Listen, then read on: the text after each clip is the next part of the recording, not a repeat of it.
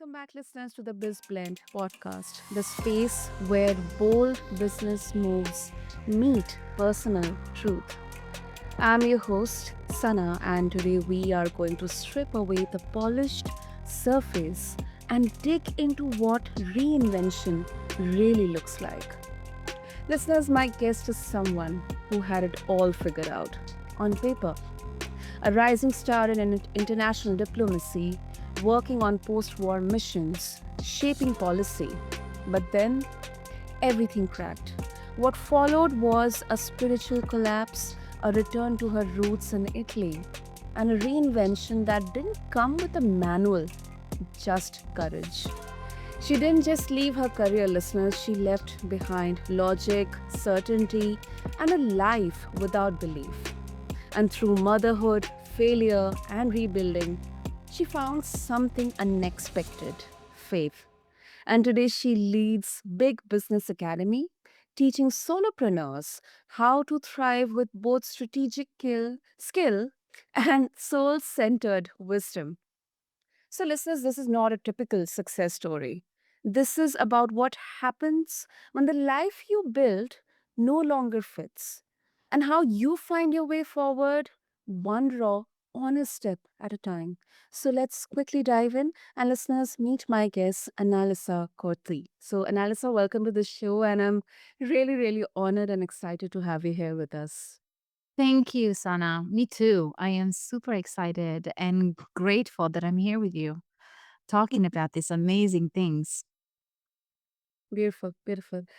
So Analisa, you walked away from a diplomatic career, which is a field many dream of. What did the unraveling feel like for you, and at what point did you actually know you weren't going back? You had to take this risk, and you weren't going back. There were no second chances. Well, I think that people crave things sometimes. I was very young when I got into this path. I Mhm. was living in Geneva, Switzerland. I was surrounded by international organizations that did amazing work around the world. And so I was an enthusiast about this type of contributing to the world and contributing to helping people that needed help. I also was a daughter raised by someone who believed in the safe job, get the contract job, get the long term job, get the safe job. And so in my old mind, in my old self, this made perfect sense. And so I did the whole thing. I did the master's at Duke University. I worked in Geneva. I worked in New York. And then, if I wanted to launch my diplomatic career, I had to go to the field. And so I ended up in post war Africa.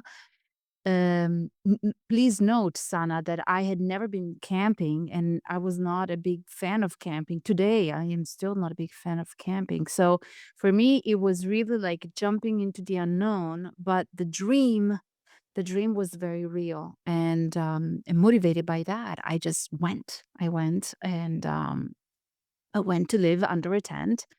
Um, and as I was there, the months that I was there, 24 hours a day, we were surrounded by international diplomatic people as well as local people that we collaborated with. And I just didn't feel it, Sana. I mean, I was surrounded by all these colleagues that were so enamored. They were so enthusiastic. They were so alive doing what they were doing, and I wasn't coming alive. And Mhm. and and so here I was, at the beginning of my presumed stellar what was going to launch me into a greater career because Geneva and New York were headquarters offices. And so they were very prestigious offices, but really the career you make in the field. And so here I was at the beginning of it all. And I wasn't feeling it. I wasn't there. My body was there, but I wasn't there. And it was really a tough time, Sana, because I was surrounded by people who were. And so I thought for the longest time that there was something wrong with me. I mean, it gave me great pleasure to help and to contribute, but it wasn't giving me the thrills, if you allow me the word. It wasn't giving me the thrills that it was giving everybody else, and I thought there was something wrong with me. And eventually, I couldn't ignore this anymore. Eventually, things got really bad. I even started drinking, I have to say, because I couldn't explain it. I mean, I didn't have all the tools that I have today, but this was 20 years ago, and I didn't have the awareness. I didn't have the understanding that I have today. So I was there, the odd one out that wasn't really getting this. And the easy way out was, drinking because we didn't have a lot to do back then. And then finally, the two conversations switched on something else, like a deeper intelligence. One was with my good friend, we're still friends today, who said to me, "I don't think it's normal that you start drinking at lunch. I think there's a problem here that you are not willing to see, and I suggest you start looking for it." And that Mhm. for me, I love this girl so much. That for me was really a cold shower. And from that day on, I started asking myself some serious questions. But remember, it's 20 years ago. I'm completely unaware. I'm Mhm. I don't have any of the um cognitive exploration tools that I have now. So I'm still kind of going by chance, I'm just kind of trying to figure it out. And then the second conversation, which then prompted me to pack up and leave, was with my mom. I called my mom. I'm very lucky. I have a really great parent, my mom. And I called her from inside my tent. I borrowed a set phone from a colleague and I called my mom and I said, "Mom, this is happening. This was supposed to be the highlight of my career, and it was going to be the beginning of all sorts of new highlights of my career, but I'm not feeling it. This and this is happening, and I feel weird. And why is everybody enjoying it and I'm not enjoying it? I wanted this, and now I'm here and I don't want it anymore." And she said something to me that was really powerful. She said, "Well, look, you need to figure out what you want. And Mhm. if you want it, then suck it up and stay the course.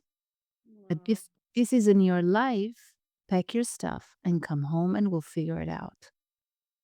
And that was it, you know? I think this kind of moment of truth with her was really what set the clarity. And then I left. Shortly after, about a month later, I left. I resigned, I left, and I started from zero. I came back home to Italy where my entire family was, and no job, no contacts, no nothing.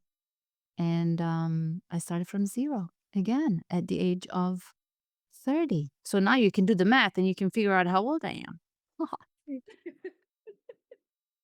Oh my goodness. I must, say that, um, and at that age, when we are young, we are trying to figure out what to do with our lives. Um, I think the most difficult part of taking a huge risk and sharing the deepest thoughts and feelings is sharing them with our family, parents, and maybe having friends who can actually understand us. Because someone who understands us, they would only come to us and say, "This is something you are doing, it's not usual, this is not you." So there's something that you are maybe hiding or suppressing. So that's really, really, I think it's a gift. And of course, the biggest gift is having a parent who can actually understand us and give us that nudge to have the clarity in there. because I think, when you mentioned that once your mom said that, if you figure it out and you decide something, then suck it up and, stay on the course. That is such an empowering uh, advice, a statement, because I'm so happy to know that you have, such a supportive parent, um, who is constructively criticizing and also understanding you as well. Because most of the times, everybody around us, they will assume that, okay, you have grown up, you have this, template, you graduate, you get out of the college, you are set on a course, you have a stable job, such a respectable job, you need to figure out it. I mean, we don't care. You just need to figure it out. And then that kind of, really sometimes gets us going into a rabbit hole. So thank you for sharing that, Annalisa. And now moving on, as you mentioned that you came back to Italy, you started from scratch. Um, you became a project manager. I Then had to find a job. Remember, my dad had installed this software inside my head. okay. I had to get the safe job, and I had to, be working and earning money and having a good contract. So what Mhm. happened when I came back, I had a bit of an identity crisis. Mm. And I returned home after living on my own for 9 years. I had been living alone since I was 20, so 10. I had been living alone since I was 20, came back home at 30, and I couldn't stay in the house. I was going mad. I mean, I Yes. had just left my career. I didn't know Mhm. what I wanted to do next. So having my brother, my sister, the dog, the TV, the radio, I mean, I was going mad. So I ran up to a monastery on top of a mountain. Literally on top of a mountain is where Saint Francis lived. And I didn't know. I mean, I didn't know, but it was the only monastery that actually replied when I called, you know? So I said, well, I'll take it as a sign. I'll just go here. It's the only one that answers the phone. And so I reserved 3 nights. I reserved a 3 night stay, and I ended up staying for 30 nights. I didn't want to leave. And that for me was I that was that for me was the first rebirth. I've had many since, but the first real rebirth was in that monastery. Mm. I lived like, um I respected their times and schedules, so I even though I didn't really believe in anything, and even though I was a bit of an atheist, really, uh mistrusting towards anything that's not tangible and concrete. But, I was very respectful. This was their home. So I dove into the silence. I dove into the prayer, even the one I didn't understand. I dove into the meditative prayers and silences that we would do together with the nuns and the monks. Okay. And something happened. It was like, I guess, like a mystical experience. I was sitting on the floor in church because Mm. the actual bench was too hard on my bottom, and so I didn't want to sit on it anymore. So I sat on the floor, and we were in contemplation. So the church was completely silent, and we were sitting, and everybody was praying silently, and all of a sudden I saw this light come over me. Mhm. And he was such, I don't know, still today, 20 years, 30 years later, 20 years later, I'm not able to articulate it because there are no words. It was Mhm. like, a light, a mother's embrace, a warm blanket. Something just kind of took me, wrapped around me, and completely um, washed everything away. Wow. I mean, and did you believe in like faith or At the God? time, Yeah, before this, before you had that experience. no. At the time, I I thought it was all woo-woo stuff, like Mm, um all weird stuff. I had never experienced something so magical. I mean, magical is not even the right word, but it escapes me. The words even today still escape me. But what happened was this entire sense of all over my body that everything was going to be fine and that I was completely safe and I was completely loved and any all the mistakes and failures up until that moment were set clean. It was like a reset button. yep. And and that gave me the strength to start, thinking, okay, about what I want to do and who I want to be. Questions that I had never really asked myself because that was not the software that was in my brain. You go for the safe job and you go for this and you go for that. You don't ask yourself what you want.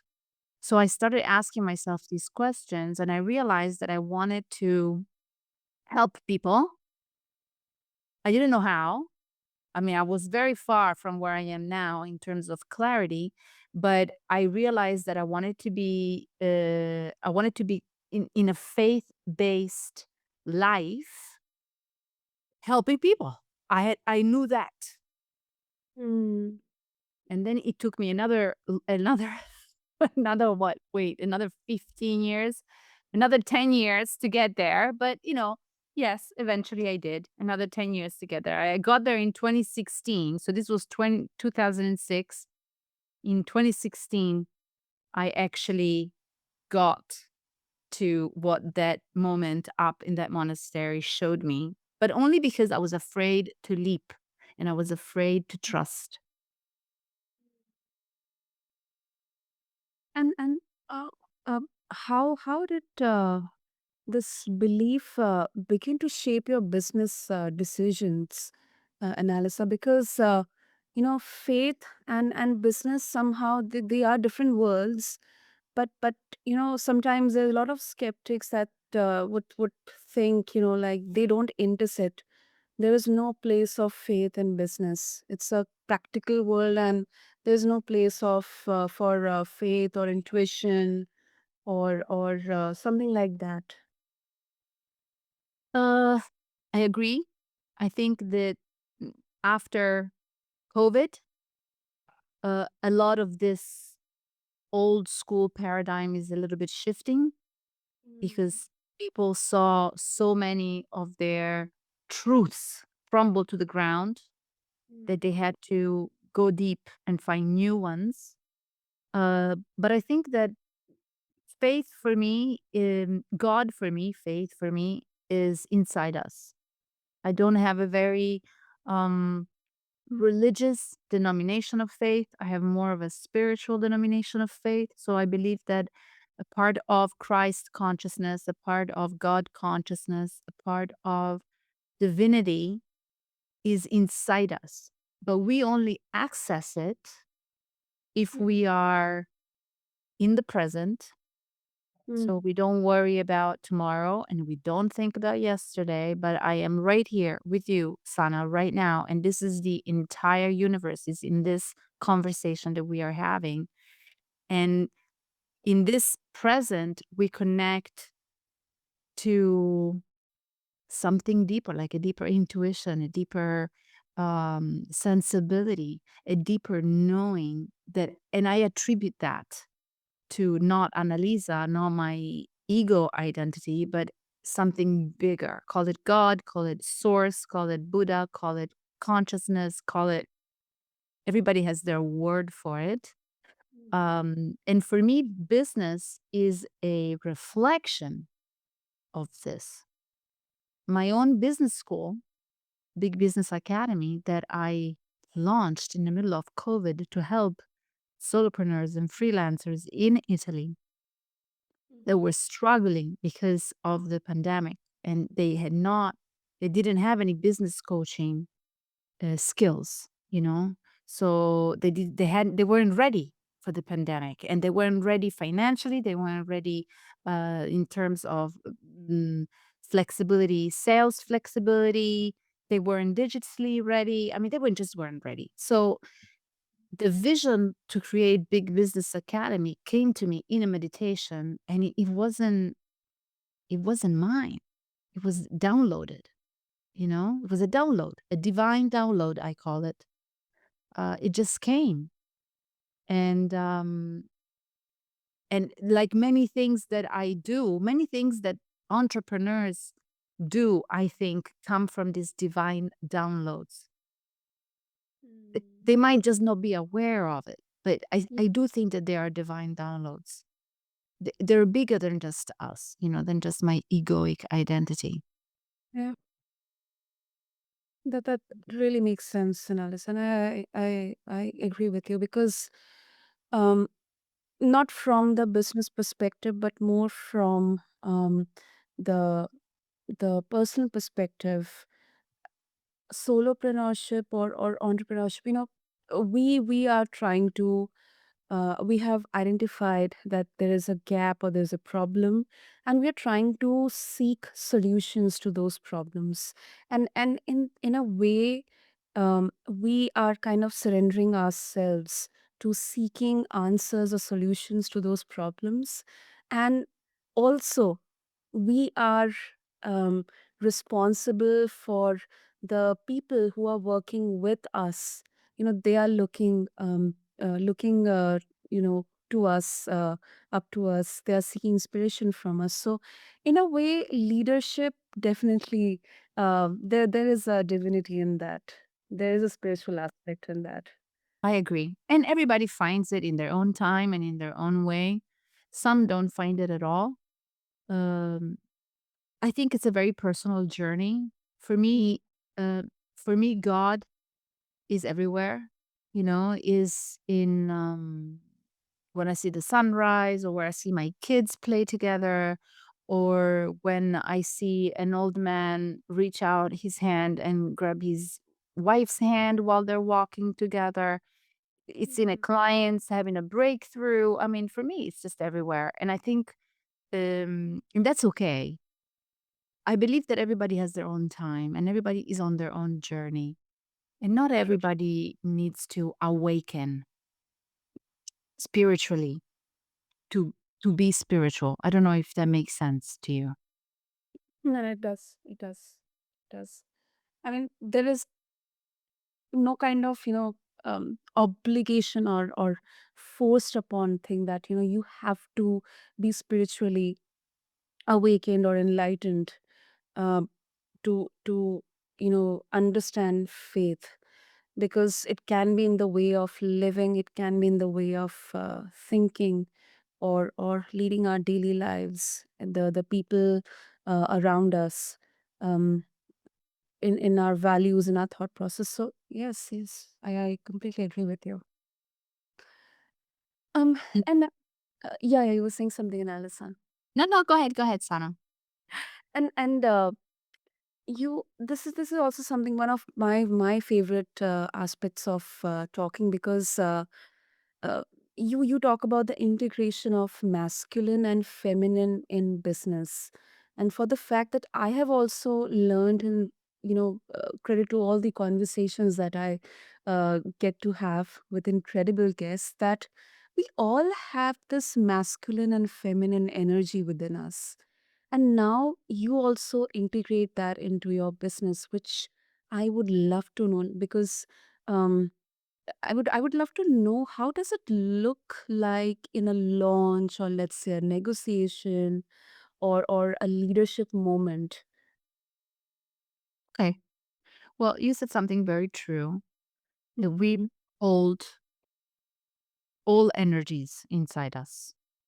Mhm. So we are both feminine and masculine. We are both female and male. In essence, we have both divine essences.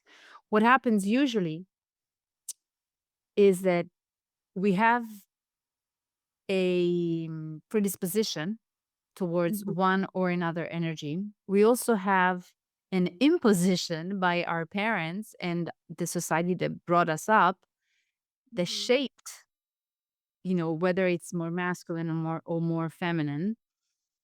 So when we get to be leaders or solopreneurs, or we have leaders of companies or leaders of teams or leaders of our own life, we will dip deep no sorry we will dip into the energy that's most familiar to us, not necessarily a synergy of the two. Mm, I have my I've done all sorts of not just behavioral mapping, but I've done all sorts of different mapping tools, human design, birth charts, astral charts, all sorts of charts. And all of them say the same thing, that I when I chose to come to Earth, I came to Earth with a very masculine packed archetypes. My female archetypes are, I came to Earth with very weak female archetypes. What does this mean, and what did this translate into? It translated into me being a go getter, a doer, a hustler, someone that thrives in under pressure, thrives in competition, someone that pushes and pulls, okay, until I burnt out.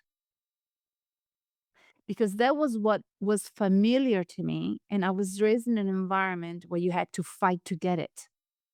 So mm, already I was predisposed with high masculine energy, plus my environment kind of hyped me up with you gotta go fight and get it.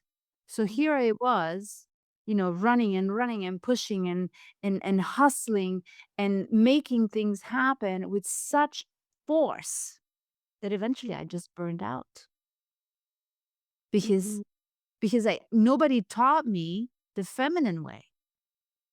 mm.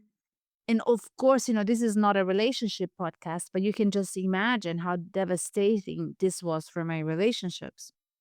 Yeah. Um, because in a relationship, you need to have I'm heterosexual, so there's a man and a woman.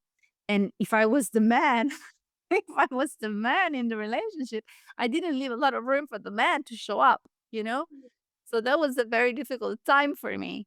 But now, after years of work, what I have discovered, I have women today, a lot, too many women today are overly using masculine energy because they got to fight to get it. Mm, And this prompts us to not look at, neglect, ignore, postpone our feminine sides. That kind of energy, that's a different type of energy. It's the energy that kind of gently waits, prompts, welcomes, listens, uh, has intuitions, has divine downloads. Okay. Not to say that men don't have divine downloads. Obviously, yes. But there's things happen in feminine energy without doing. Whereas in masculine energy, things happen through doing. And both are needed inside us, because a leader needs to recognize when it's time to act, when it's time to wait and ponder and allow things to flow and come in. So you need really both, like in a relationship. A good relationship is when the man carries synergy between his male energy and his feminine energy, so that he doesn't dump it all on the woman, or the woman carries her own strength so that she doesn't lean on the man stifling him. mm. But we need to kind of come home to ourselves and make ourselves whole, so that we can keep having these divine downloads and stay connected to our higher, most intelligent part of ourselves. Wow, that is so beautifully put up, Annalisa. So beautifully put up, because in my journey also, somewhere down the line, I also have kind of realized that sometimes I'm really having that absolute, um, practical, aggressive, hard hitting stance on something. Sometimes I have that protective energy, especially when it comes to my loved ones. That okay, you don't need to worry. I'll take care of this, and I don't invite any kind of discussion on that. But then at the same time, I'm into sometimes into more of a nurturing, fulfilling, and a bit of that divine mode when I am trying to listen, trying to understand, be more empathetic. So Mhm. it's of a balance between masculine and the feminine energy, and this is within all of us. It is. And to go back to your question, a leader today Mhm. is whole if they are able to do this work within themselves, because you can't really fake empathy, and you can't really fake lucid waiting, because it's not a waiting, oh, I don't feel like doing it. Let me just wait it out. No, it's not that, it's I choose not to act, and I choose to stay still and wait. So waiting is a conscious choice because it allows things to unfold and to present themselves instead of going to push them or force them or get it out or get it done or hustle, hustle, hustle. So a leader today, I think, um, is prompted by society's evolution and where the world is going to bring both energies to themselves and to their team. And this requires a bit of work, a bit of self work. True, true. So before we wrap up, Annalisa, if our listeners, if they would like to take the first step towards embarking on this journey of understanding their own energy, their values, what would be the first step that you would recommend or advise? The first step for me in a self discovery journey is always to learn to self observe, is always your actions. Because you can think things, you can plan things, you can know things, but then you do other things. And it's Mm. what you do that creates the results. It's your habits, it's your actions. So you might think, oh, tonight I'm not going to argue with my husband and I'm not going to argue with my wife. We're just going to have a nice dinner together. And then they come home and they're in a foul mood and they trigger you. The next thing you know, you are triggered and you react and you're fighting.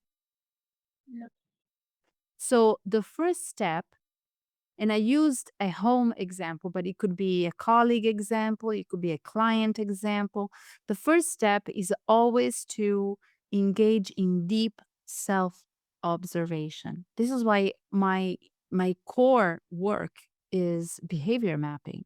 You need to know what your behaviors are. You need to know how you show up when you are stressed. You need to know how quick you are in making choices and decisions and the consequences that you create. You need to know how you show up in front of discipline and time management and sales conversations. Like, you need to know what actions you take to show up in life. And from these actions, you can then monitor them, track them, change them, improve them, and align them to your vision or your business project or whatever you're trying to achieve in your life. So for me, the first step is self observation, profound, non judgmental self observations.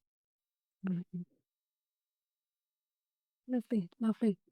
And if they would like to connect with you as well, Analysis, and explore more about Big Business Academy, what would be the best way?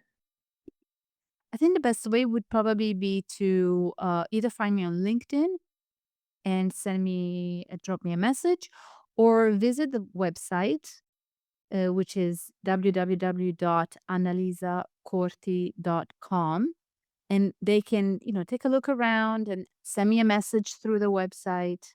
Also look at what behavior mapping is and if that resonates with them. I think that would be the best way.